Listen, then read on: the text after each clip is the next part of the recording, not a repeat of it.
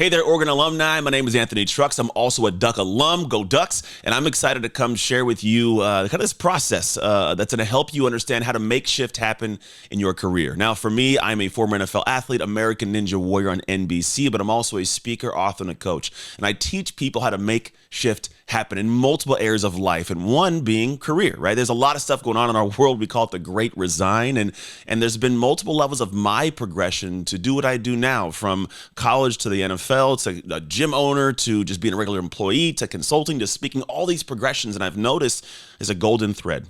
And when you understand what's called the ID phase grid, which I will teach, you'll understand how to see things in a completely different perspective, which allows you to gain insights to make shifts to the next level of your life and your career, to where not only do you have a career you absolutely love, but provides a life around that you love as well. And so I'm looking forward to seeing you on March 23rd from 4 to 5 p.m. Pacific Standard Time, where I'm going to teach and talk and share and unpack my heart and do with people who bleed the same green and yellow that I do. So I'll see you then. If you have any questions, make sure you bring them to that day, because I'm going to take time to unpack and answer all of them. But that's it. Take care and go Ducks.